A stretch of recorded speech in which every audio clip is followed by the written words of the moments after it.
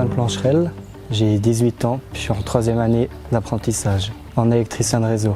C'est un métier où on apporte l'électricité jusqu'au domicile des gens, c'est-à-dire dès la production, on va mettre en place des câbles ou des pylônes électriques pour pouvoir distribuer l'électricité à tout le monde. Je m'appelle Nedjad Begic, j'ai 17 ans, je suis en première année en tant qu'électricien de réseau, ligne de contact au transport public lausannois. L'électricien de réseau, c'est la distribution d'électricité et ligne de contact, c'est les lignes dont les bus passent et les trains aussi.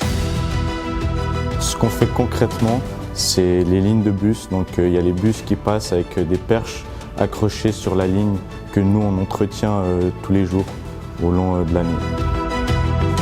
Je m'appelle Marilyn Roubati, j'ai 24 ans et je suis en 2e année d'apprentissage d'électricienne de réseau option télécom.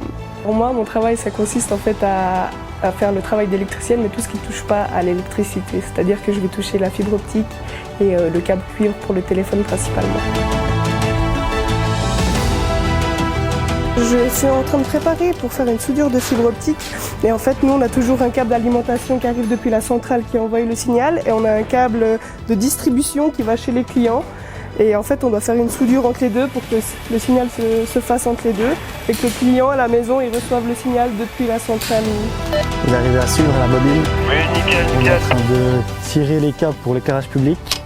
Vu que la ligne là-haut, on va la démonter, enfin lundi.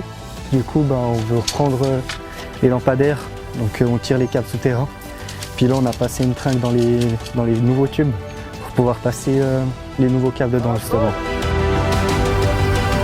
Donc regardez, là il va passer dessus, ça va donner un signal au boîtier et vu qu'il reste tout droit, ça donne aucun signal et il continue sa route.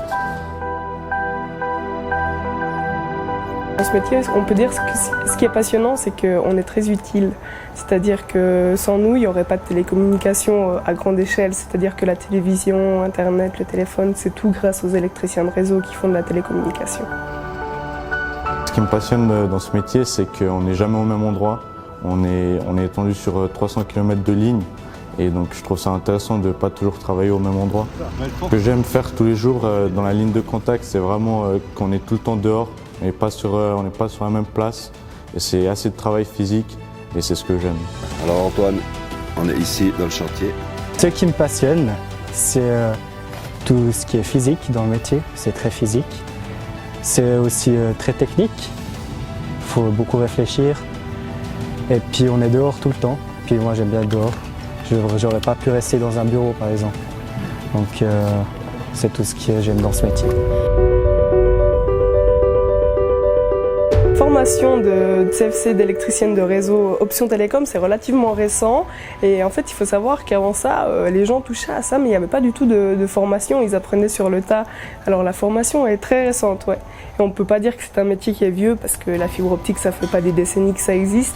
Alors c'est au contraire un métier plutôt futuriste et qui va de plus en plus être présent je pense chez les jeunes. C'est un apprentissage qui se déroule sur 3 ans et en fait le fait d'être toujours à l'extérieur, de changer de chantier comme ça dans la journée, ça passe extrêmement vite. J'ai sauté sur l'occasion quand on m'a proposé de me lancer là-dedans et je regrette pas parce que c'est vraiment un métier que je soupçonnais pas mais un très joli métier. Parce que pour revenir à ça, on voit beaucoup de clients, on voit du monde, on a le contact humain et en plus de ça on est utile et on se sent utile parce que les gens, une fois qu'ils ont à nouveau leur connexion chez eux, ils sont contents. La formation elle est sur 3 ans, on a un jour par semaine d'école, c'est beaucoup de théorie et beaucoup de pratique et cet apprentissage nous ouvre plein de portes dans d'autres métiers. 3 ans d'apprentissage, c'est assez court, je ne les ai pas vus passer parce que c'est bonne ambiance, j'adore, puis ça me plaît d'être dehors, quoi, donc ça passe vite le temps. On prend tous de la masse, quoi. Première année, j'avais de la peine aussi, mais 3e année, là, ça va beaucoup mieux. Il y a tout dedans, quoi. Tout est réuni, le mental, l'endurance aussi, beaucoup, la force, puis l'intelligence. C'est un métier qui nous ouvre beaucoup de portes. Il me semble qu'on peut bien progresser. En tant que, je crois, ingénieur, on peut faire ingénieur électricité, on peut devenir géomètre, on peut Il y a plein d'opportunités en fait, c'est le métier parfait. Quand j'ai choisi mon métier, j'avais une petite appréhension en fait, d'être une femme dans un milieu, on va dire, encore un petit peu d'hommes. Mais en fait, cette crainte, elle est vite passée parce que je me suis rendu compte qu'il n'y avait pas du tout de soucis. Et au contraire, le fait d'être une femme, j'ai l'impression qu'on me soutient d'autant plus dans ce métier. Moi, je leur dirais aux filles de se lancer si elles ont envie de découvrir un métier, on va dire, d'homme. Et de se lancer, de ne pas avoir peur et qu'elles sont autant capables qu'un garçon de faire ça. Pour se lancer dans ce métier, c'est déjà de faire beaucoup de stages pour voir si ça lui plaît vraiment, en énergie, en télécommunication, en ligne de contact, et de voir ce qui lui plaît le plus. Et d'après, se lancer. Il ne faut pas avoir peur. C'est vraiment un métier chouette, cool. Franchement, il y a de tout. Il y a plein de portes qui s'ouvrent derrière après cet apprentissage. Donc c'est vraiment le top de l'apprentissage pour moi. Alors moi je dis faut se lancer parce que de toute façon il y a l'équipe puis tous les collègues qui sont là pour te pousser en avant. Ils sont pas là pour te rabaisser. On n'est jamais seul, ouais, toujours soutenu. Si on ne sent pas quelque chose, genre les collègues ils peuvent comprendre et puis ça va nickel. Donc faut y aller quoi.